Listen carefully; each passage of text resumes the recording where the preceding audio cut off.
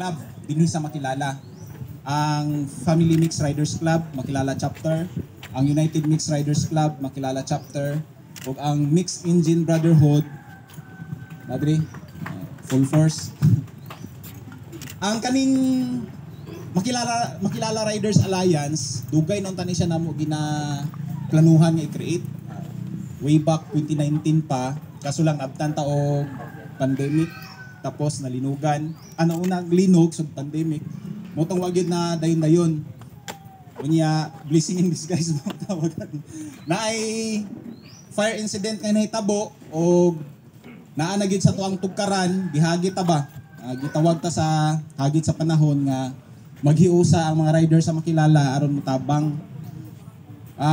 Pasensya na kayo kay ang MRA karon ang Alliance mao pay pagsugod gani first time pagyud ni ug karon ganing adlaw pa mahimong official ni siya nga mabuo kay after ani nga event karon ami tapok ug pasensya gyud kay dili pa iani ka establish ug wala pa kayo tay kaning na establish pod nga relasyon o pakig-alyansa sa ubang mga riding groups o mga clubs.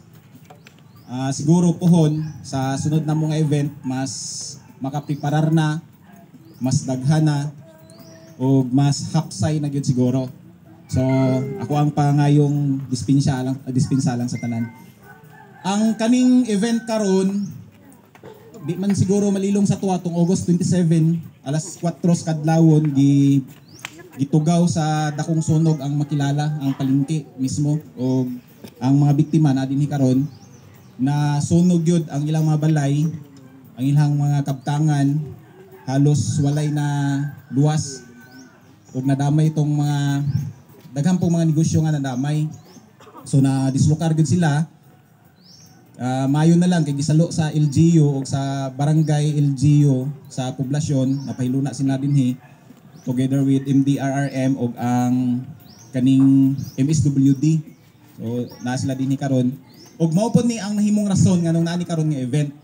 So ang pinakatumong ani nga event karon una katong charity ride alang sa kaning mga biktima sa sunog. Ug ikaduha o gusto na kong palakpakan unta sa tanang mga riders ang pag-create sa Makilala Riders Alliance. Kana lang may buntag, welcome sa tanan.